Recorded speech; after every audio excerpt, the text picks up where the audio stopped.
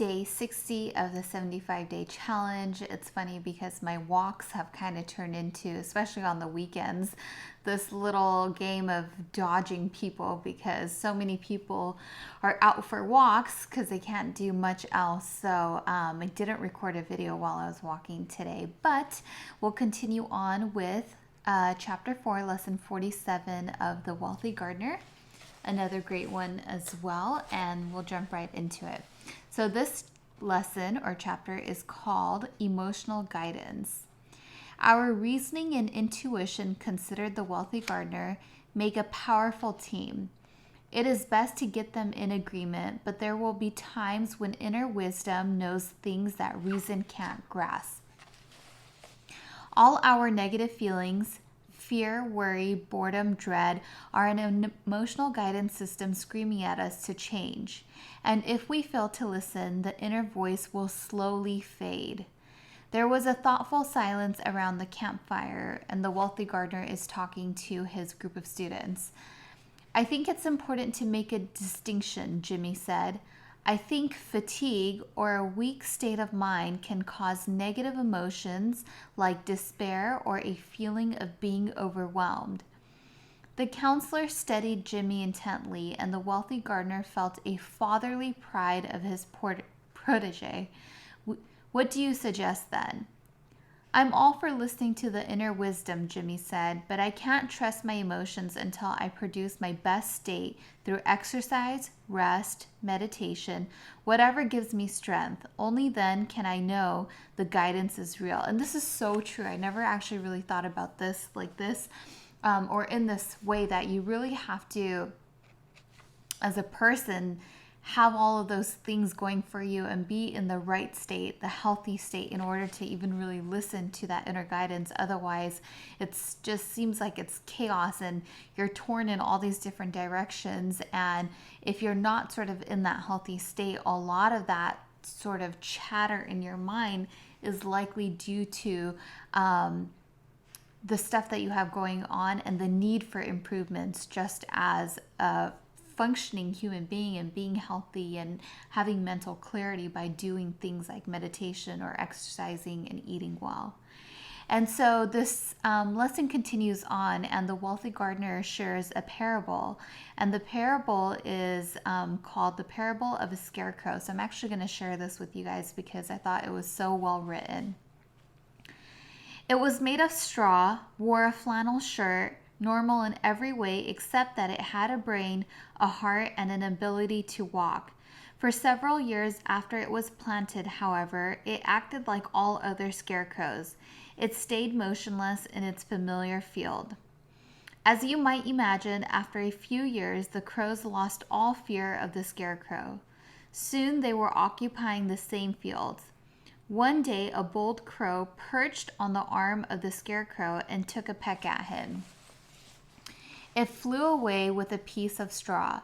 It returned the next day and took another peck, and so began the start of a daily decline of his strength.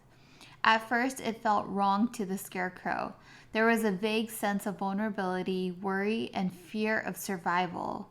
Worse, the scarecrow sensed a strange pull to leave this field, but also felt uncertainty in walking away into the unknown. It was a scarecrow after all, and this meant it was reasonable to act like one.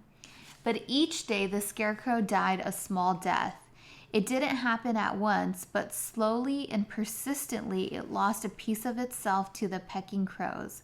It never budged, and choosing to ignore its emotional guidance system, the pecking soon felt normal. And the heart that was once beat well, it just faded until the scarecrow stopped feeling anything at all. The crows took the straw, and the scarecrow slumped forward without ever using its fullest innate abilities. The wealthy gardener looked around the campfire. Use your hearts, minds, and ability to choose, he said. Never disregard the guidance of emotions. Stay close to the source of your feelings. Be mindful to pause and listen every day for inner wisdom. And with the parable of the scarecrow, I feel like for a lot of people that can apply to maybe jobs or career paths that you're stuck in, and slowly it kind of eats away at you, and you become so numb to that you stop realizing really what it's taking away from you. I feel like for a lot of people it could apply in that sense, or even perhaps an unhealthy relationship that you might be in, and you kind of just get stuck into this routine, into this way of being, and you lose sight of who you are and what it is that you really want. So it's so important to listen to that emotional guidance. Emotional guidance is the sensory pull of a silent voice. When our thoughts are on what we want most, an emotional guidance system forewarns us of impending dangers and conversely pulls us like a gravitational force into opportunities. For the past 33 years, said Steve Jobs, I have looked in the mirror every morning and asked myself, if today were the last day of my life, would I want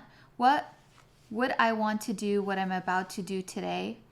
And whenever the answer has been no for too many days in a row, I know I need to change something.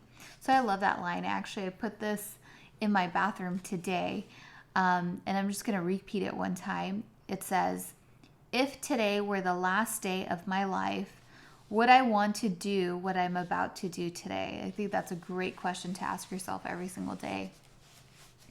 Whenever you feel stressed, anxious, worried, or uneasy about any part of your life, it's nature's way of telling you that something is wrong, said Brian Tracy.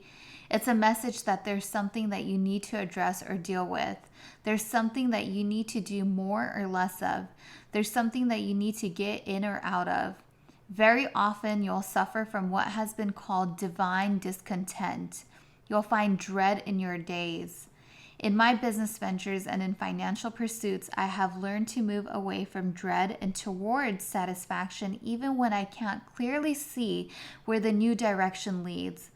It's not easy to follow the heart, but sometimes we must. Since the eyes can't always see what the heart can hear, it is sometimes wisest to close our eyes. The life lesson, emotional guidance. I was inclined to think only with rational logic, but found more success when I consulted my inner voice. And that was chapter 4, lesson 47 of The Wealthy Gardener by John Safaric.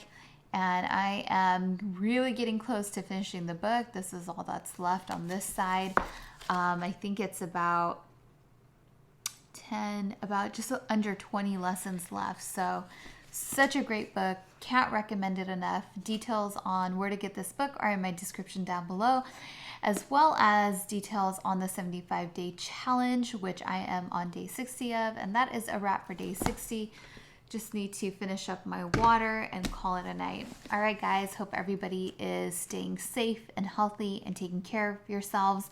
And now is absolutely a great time to not only get some reading done, but exactly like what he said in the book, to really have that healthy state of mind, whether you're doing that through diet, health, exercise, meditation.